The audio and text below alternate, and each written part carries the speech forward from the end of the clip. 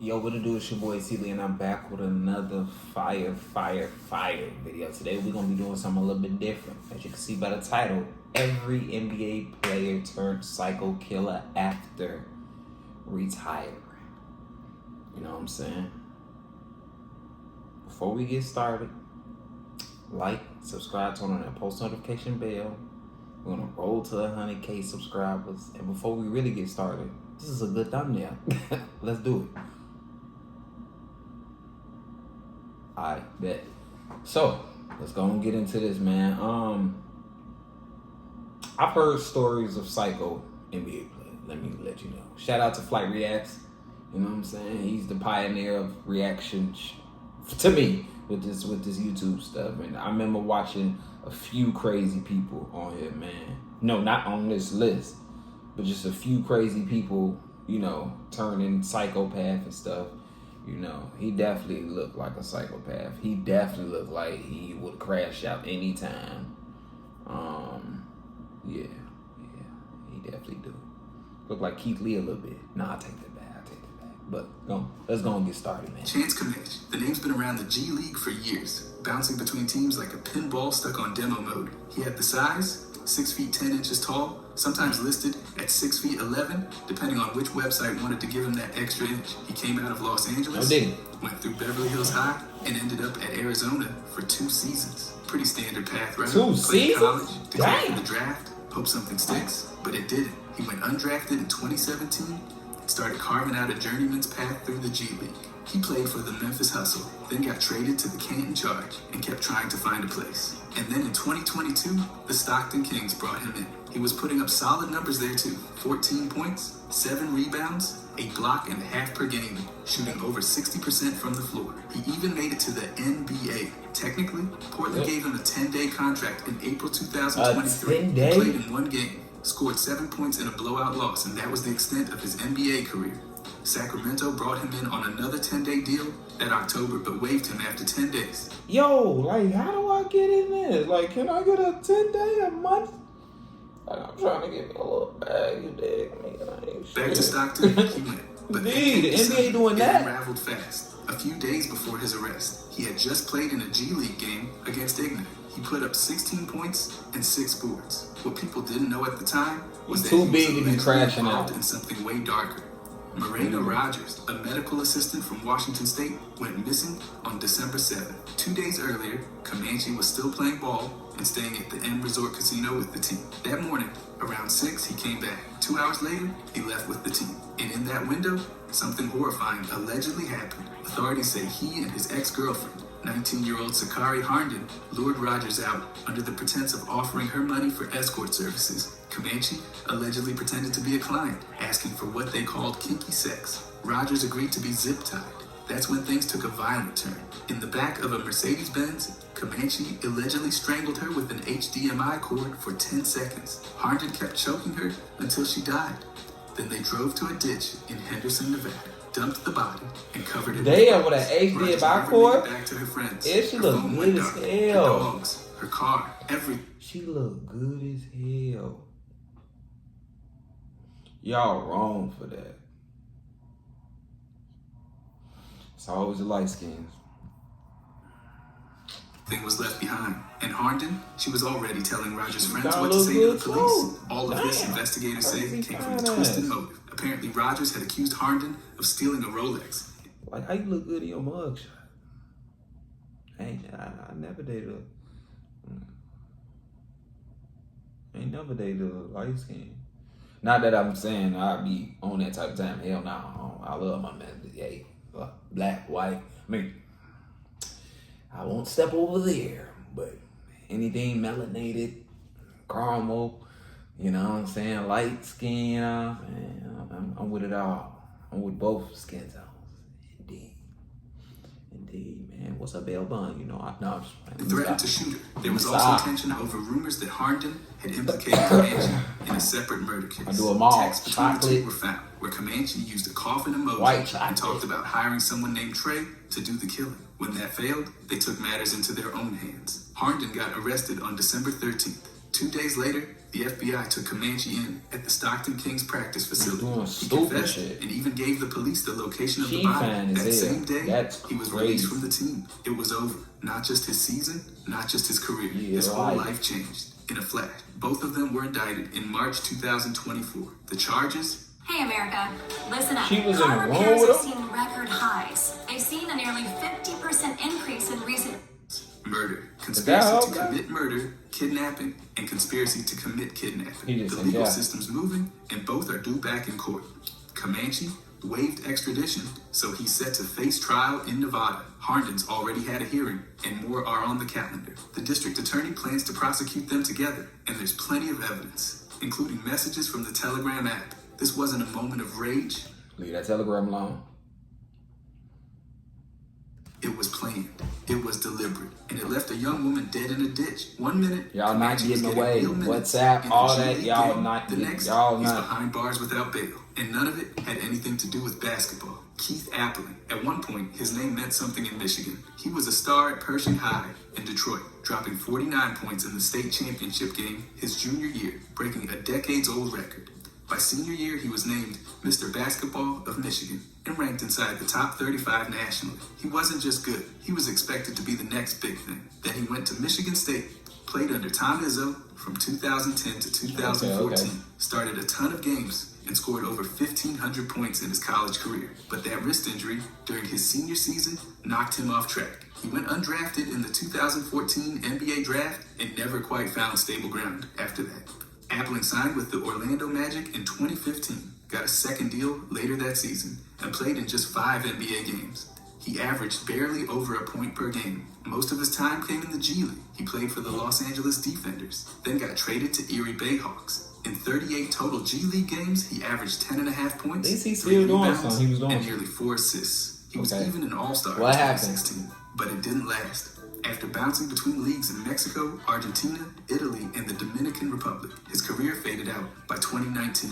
Then came the legal problems. In 2016, he got arrested for bringing a loaded gun into a strip club. The next year, he was convicted for carrying a concealed weapon without a permit and for resisting the Him and his cops. gun. He got a year in jail and 4 years probation. Oh, don't In tell me he 2020, shot somebody. He was charged again, this time for heroin, 19 grams of it. Oh, now he Got done probation now. again, He probably and gonna all shoot of this was Yep. before the biggest incident of them all. On May 22nd, He shot somebody. 2021, Appling visited a relative, 66-year-old Clyde Edmonds in Detroit. Edmonds was his mother's cousin's husband. An argument allegedly broke out over a gun. Appling reportedly shot Edmonds multiple times and left him bleeding out on the front lawn. When police arrived, they found him critically wounded. He later died at the hospital. Appling fled the scene in a car driven by his girlfriend, Natalie Bannister. Witnesses said it wasn't just he fled the scene in a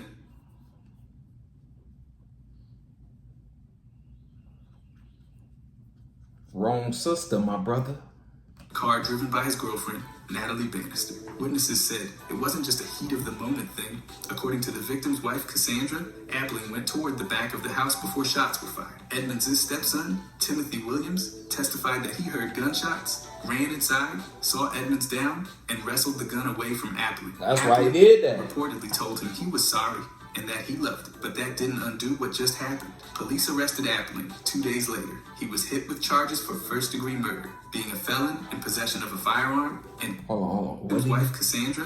Appling went toward the back of the house before shots were fired. Edmonds' stepson, Timothy Williams, testified that he heard gunshots, ran inside, saw Edmonds down, and wrestled the gun away from Appling. Appling reportedly told him he was sorry and that he loved it, but that didn't undo what just happened. Police arrested Appling 2 days later. He was hit with charges for first-degree murder, being a felon in possession of a firearm, and 2 counts related to using that firearm. No bail. He sat in Wayne County Jail, waiting for court. In February 2023, instead of going to trial, Appling pleaded guilty to second-degree murder and a single felony firearm charge. That plea deal dropped the rest of the charges, including the first-degree murder one.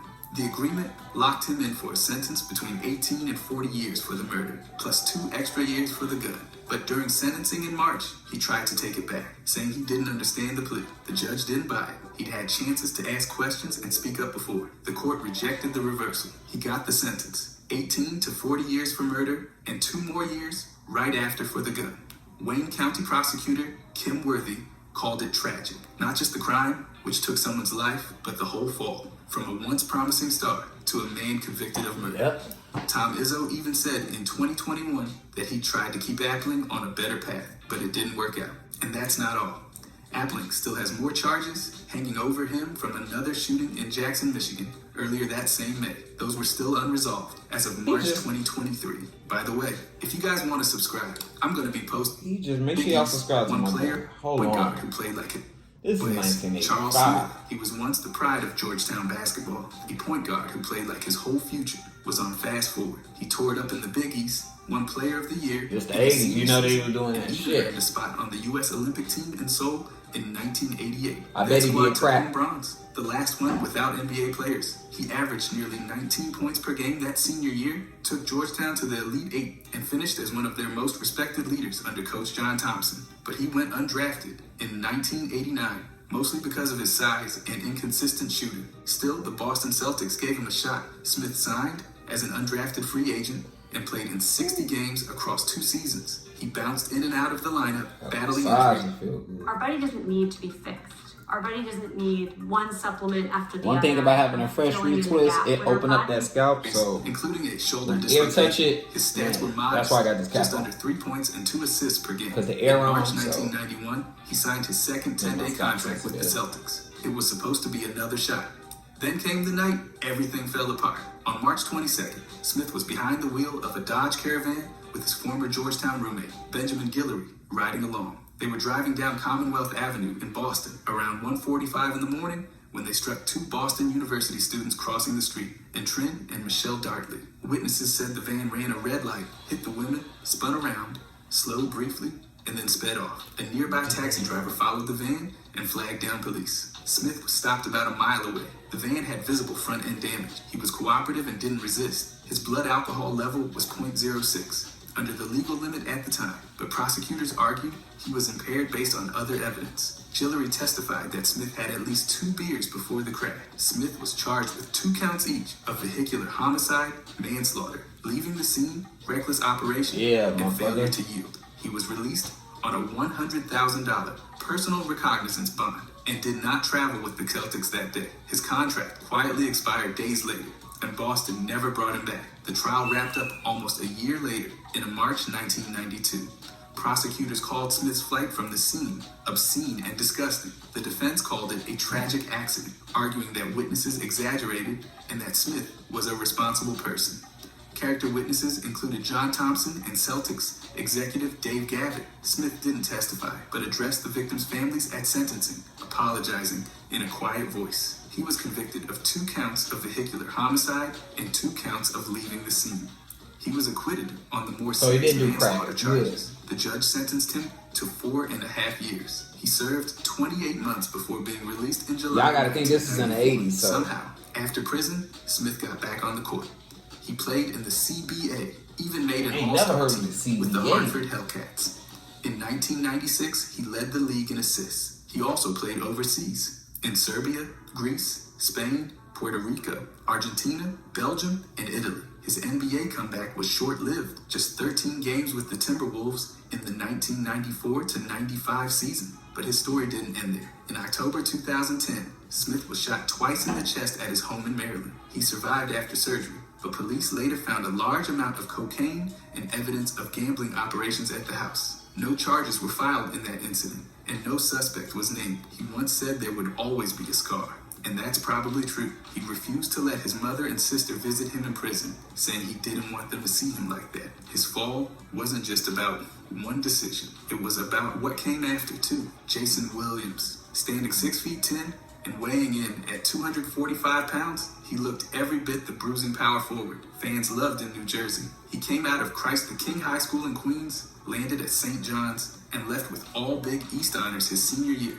He played over 100 games in college, averaging 10 points and 7 rebounds. That rebounding work was his trademark. Even a knee injury couldn't stop him from going 21st overall in the 1990 NBA draft. Phoenix picked him, but flipped him to Philly, where he played 2 quiet seasons before the Nets gave him his real shot. With New Jersey, Williams found his stride. He started over 200 games, averaged a double-double in his best years, and led the league in offensive boards. In 1998, that same year, he made the All-Star game. Even though he couldn't play due to a broken thumb, the Nets gave him a massive contract extension. 6 years, $86 million. It should have been the prime of his career, but in 1999, he broke his leg during a game. His NBA run was over just like that. Off the court, he was known for being lively, wild at times. That's crazy. In the blink of an eye. Showed up on TV as a commentator, even worked the Salt Lake City Olympics in 2002. But on February 14th of that year, everything took a fatal turn. Williams invited a group of friends over after a dinner out. Among them was a limo driver, Kostas Christofi, a 55-year-old family man and Vietnam veteran, just doing his job, driving them around. At some point in the early hour, Williams took the group upstairs to show off his shotgun collection. He picked up a 12-gauge Browning, pointed it in Christofi's direction, and pulled the trigger. Christofi died instantly, hit in the chest at close range. Williams said it was an accident, that he didn't know the gun was loaded. But what happened after that told a different story. According to witnesses, he wiped off his fingerprints, put the gun in Christofi's hands to stage a suicide, stripped off his bloody clothes, and asked his guests to lie to the police. Forensics didn't lie. The blood spatter, the residue, it all contradicted the suicide story. Officers arrived minutes later. Williams told them Christofi shot himself. That fell apart fast. In April, he was indicted on manslaughter and a laundry list of related charges. Assault, tampering, hindering, you name it. Yeah, he wild as hell for that. Now, this is a wild one. But, you know, they got more under there, so this probably ain't... Let's hold tight, guys. This ain't probably the wildest one that we've seen. He pleaded not guilty, got out on bail, and went to trial in 2004. Ooh. The jury didn't buy the suicide story, but they also didn't convict him on the top charge. He was found guilty of 4 counts, all related to the cover-up, and acquitted of aggravated manslaughter.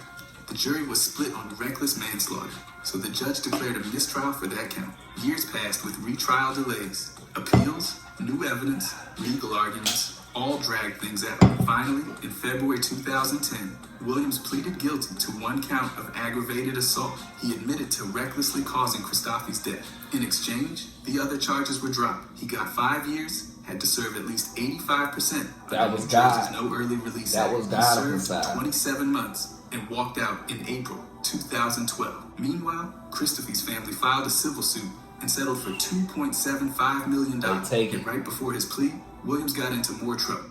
How? Probably had to fight in jail. Somebody tried him. Somebody tried him. Crashing his SUV in Manhattan with a blood alcohol level over twice the legal limit. That earned him another year in jail, which he served in part at Rikers Island. After prison, Williams tried to put the pieces back together. He wrote a memoir, started a rehab center in South Carolina, and even went on reality TV to confront his addiction. He said he thought about Christofi every day, and maybe he meant it. But nothing changed. The fact that a man died in his home, and the fallout lasted for years. Leonel Marchetti. He was once a McDonald's All-American and a rising star out of Verbum Day High School in Los Angeles. Born in Cuba in 1959. He came to the United States at age 11 with his family, settling in Linwood, California. And by 9th grade, he was spotted playing in a park league by a high school coach. That led to a basketball path that took him to USC and later to Hampton University. His numbers weren't huge in college. Under 5 happened to me like, damn. At USC. But his high school resume still carried weight. In 1981, he declared early for the NBA draft under hardship status and got picked in the 9th round by the San Antonio Spurs. But that's where the basketball story ends. He never signed, never played a game in the league, and never made an appearance overseas or in any pro system. Whatever potential he had faded quietly until it all exploded decades later in a violent way no one saw coming. On March 25th, 2010, Marchetti drove to a property in Plant City, Florida, that he used to share with his ex-girlfriend, Siglinda Sperber. There, he shot and killed 41-year-old Michael Hurlbut, a handyman helping Sperber move some things. According to her testimony, Marchetti didn't say a word. He jumped out of his car, ran across the yard, and opened fire. The first bullet hit Hurlbut in the chest. As he fell face down, Marchetti fired 3 more times. 2 bullets pierced Hurlbut's aorta, killing him within seconds. After the shooting, Marchetti pointed the gun at Sperber and forced her inside the house. She had just returned from Gainesville with Hurlbut, where they'd taken a sick Great Dane to a vet. When deputies arrived, Marchetti was still there. He called the sheriff's office himself, admitted to the shooting, and surrendered without resistance. prosecutors said jealousy was Don't be that guy. Do not be that the guy. motive. Sperber and Marchetti See? had broken up back It's in been crash 2008 outs. after more than 10 It's been crash outs over women for decades. To all my young, it's not worth it. years together. They Let had her bought the go. property in 2007 Let her to breed Great Danes and grow lychee trees. After the breakup, Marchetti moved into a different room, then an apartment, but he didn't let go. Phone records showed minute-by-minute calls to Sperber. She found a baby monitor under her bed and a hidden camera in the garage. Marchetti admitted to planting both. There was even a physical incident where he grabbed her by the hair and slammed her against a wall. Despite all that, Marchetti claimed the shooting was a blur. Damn, that's his fat He ass. testified at trial, saying it was something that shouldn't have happened, but the jury didn't buy it. His attorney had promised they'd hear an explanation, but all they got was a vague story with no specifics. The forensic evidence painted a much clearer picture. So did Sperber's account. On April 21st, 2011, after just 90 minutes of deliberation, the jury found him guilty. First-degree murder, aggravated battery with a firearm, Life. false imprisonment. A month later, he was sentenced to life without parole, plus 2 concurrent 5-year sentences. The judge described the crime as a chain reaction of jealousy, rage, and a loaded gun. Hurlbut's father stood in court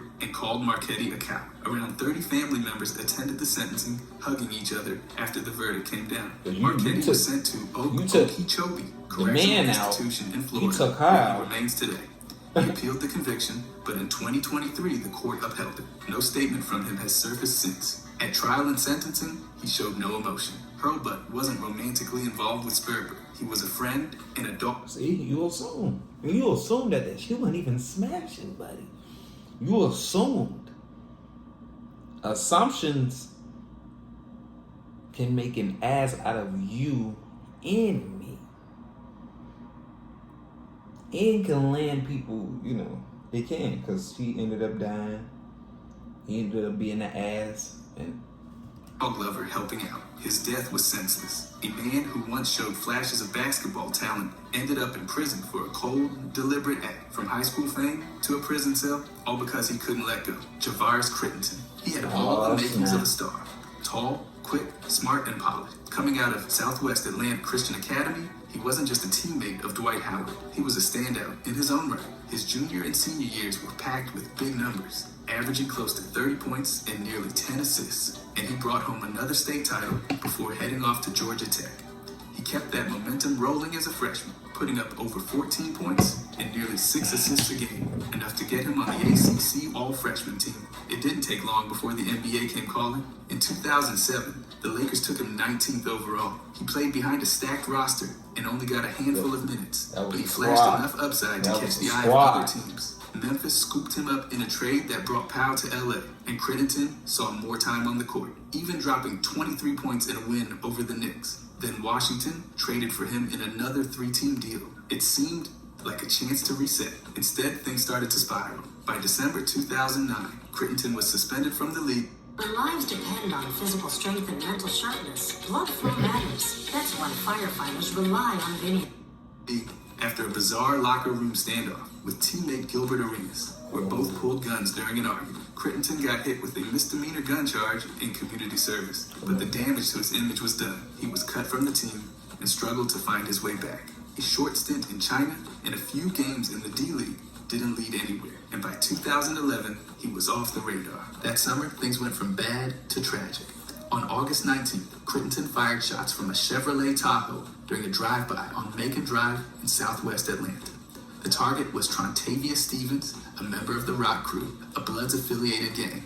Crittenton believed Stevens had robbed him of over $55,000 in jewelry months earlier, but the bullets didn't beat anywhere. And by 2011, he was off the radar. That summer, things went from bad to tragic. On August 19th, Crittenton fired shots from a Chevrolet Tahoe during a drive-by on Macon Drive in southwest Atlanta.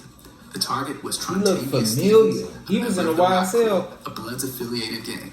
Crittenton believed Stevens had robbed him of over $55,000 in jewelry months earlier, but the bullets didn't hit Stevens. Instead, they struck 22-year-old Julian Jones, an innocent mother of 4, who was standing outside talking with neighbors. A bullet hit her femoral artery. She died during surgery. Investigators later tied Crittenton to another shooting just 5 days before, when he fired from a Porsche at Dementina Stevens' Oh yeah, he was done. brother. That shot missed too. Authorities connected both attacks and issued a warrant on See, YNs before the YNs. August 29th, the FBI arrested him at John Wayne Airport in California. He claimed he was flying to Atlanta to surrender. He was extradited and charged with murder, felony murder, attempted murder, aggravated assault, gun possession, and participation in criminal street gang activity. He was on and while he was out on demon bond, things somehow got worse. In 2014, he was indicted again, this time for conspiracy to distribute cocaine and marijuana. 13 others were named in the indictment, tying him to a drug operation dealing in bulk quantities. In April 2015,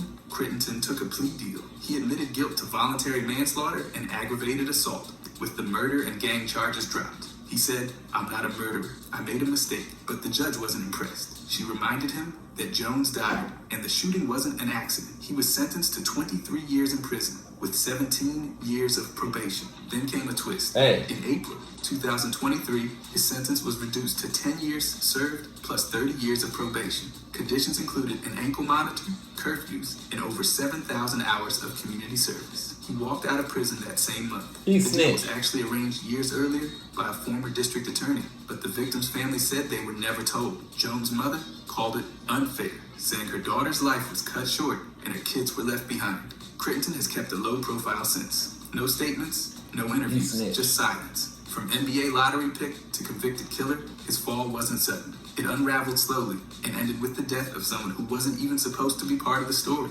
Michael Niles. He wasn't a household name in the NBA, but for a minute he was in the league. Coming out of Jefferson High in Los Angeles, he was a standout, helped win a city championship while navigating gang pressure and losing both parents before he graduated. He made it to Cal State Fullerton, where he became known as the team's muscle during their Cinderella run to the Elite Eight in 1978. He averaged 12 points and 6 boards over 3 seasons, but academics tripped him up his senior year and he was dismissed from the team. Gotta keep The them Sixers grades up. picked him in the 4th round of the 1979 draft, but he never played a game for them. Instead, Can't just think he you're had about to be in grind the his way NBA, do finally basketball catching in the high break school and with in the Phoenix college Suns and in not have no 1980. good grades. He played 44 games in the 1980 to 81 season, mostly off the bench. His numbers were modest, about 2.5 points and 1 Look at rebound per his ass. game. But he had his moments. A 10-point night against Dallas, a handful of other solid showings. Then, just like that, he was cut. A short stint in the Damn. Continental Basketball Association followed.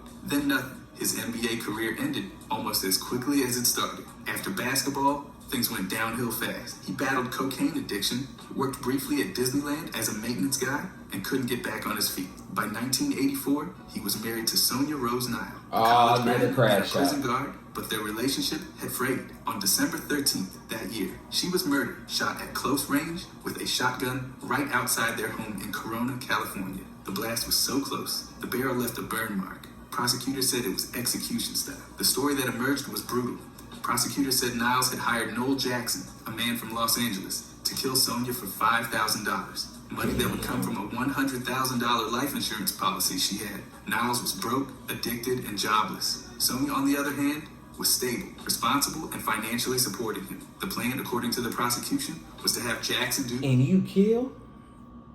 She could be helping you.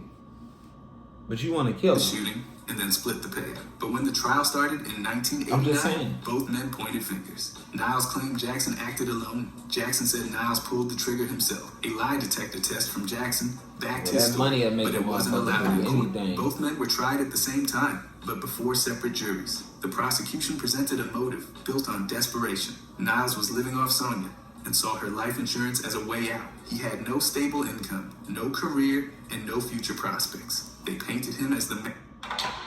I started noticing hair loss here. I didn't want to go bald. I needed to do something.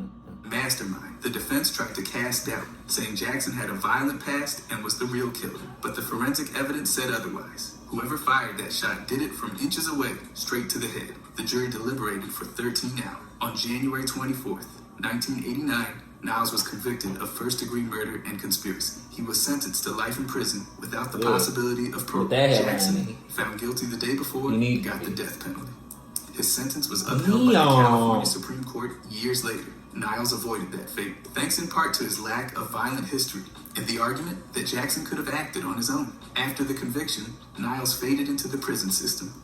He was sent to Corcoran, then transferred, with no public updates since the late 90s. His son Brandon, from a previous marriage, didn't even know the full story until he was 14. He grew up hearing his father once played in the NBA, but had vanished. When he finally learned the truth, it was a mix of pride and pain. A brief brush with the league, followed by a brutal crime that left a family shattered. Richard Adams. Back in the early 80s, he was one of the most feared big men in high school ball. See, look They at him. called him the Animal. Not exactly a name that comes with chill He looked vibes. like one. At 6'9", he dominated for Benjamin Franklin High in East Harlem. On a squad loaded with future pros, he blocked everything, cleaned the glass, and brought chaos to Rucker Park every summer. By the time he hit UNLV, he was supposed to be the next great defensive anchor. But talent only takes you so far when life keeps dragging you back. Adams played 3 seasons at UNLV under Jerry Tarkanian, sitting out 1 year to deal with family stuff in New York. On the court, he did work, nearly 13 points and almost 7 rebounds a game across his career,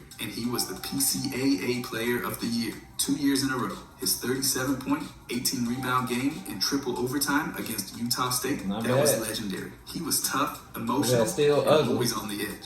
And that edge eventually consumed him. The Washington Bullets drafted him in the 4th round in 1985, and a day later, Something he about was in Washington. handcuffs for stealing a car in the Bronx. He's- Just like that, his You too big to be trying to steal a car. You NBA can't shot was get. gone. He bounced into the Big as CBA, shit, 6'9". the USBL, and even tried a few games in South America. But by the late 80s, he was caught in a full-on freefall, arrested for multiple robberies, including an armed ATM mugging, spent 5 years in Sing Sing, tried to clean up in 1994, even showed up at a UNLV game to reconnect with old coaches, but he couldn't stay clean. Then came October 15, 1996. A 15-year-old girl named Norma Rodriguez was found dead in the hallway of Adams' old housing project in the Bronx, beaten and stomped near the elevator. A bloody Damn. size 13 and a half was found nearby. It matched Adams. Didn't I Witnesses just said say- he'd been harassing Norma, following her, making unwanted advances. She said no, and then she was dead. Adams went on the run for 8 days before turning himself in. He told reporters he was being hunted by drug dealers He and went out denied killing bad. Norma. At trial, prosecutors laid out the evidence: the stalking, the beating, the shoe, the motive. His defense attorney tried to lean into his addiction and mental state, claiming he never meant to kill her. But this wasn't a case of someone breaking under pressure. This was violent, personal, and direct. The jury didn't go for murder. They found him guilty of first-degree manslaughter. He dodged a life sentence, but he didn't walk away. In November 1998, he was sentenced to 25 years in prison, the max for the charge. Oh, he The court probably gave him out. credit for time served since his arrest, but Norma's family wasn't satisfied. They called it injustice. A bright student, full of potential, killed in the building where she lived, and her killer got less than life. Adams had big plans if he got out. Coaching, maybe a return to Vegas. None of that happened. As of 2025, there's no public record of a release. No coaching, no second act, just silence. His Hey, coaches that's and what you get. teammates, You do even that those crime, who gotta loved do him, the time. saw it coming. Tarkanian said Adams never made a right decision. Yeah, you do that crime, you gotta do that time, bro. That's karma, bro. You know what I'm saying? That's how I go, bro. But let me know in the comments what you think about this, man. I appreciate y'all for watching. Make sure y'all like, subscribe, turn on that post notification bell. You already know we on the road to 100K subscribers. And I'm out.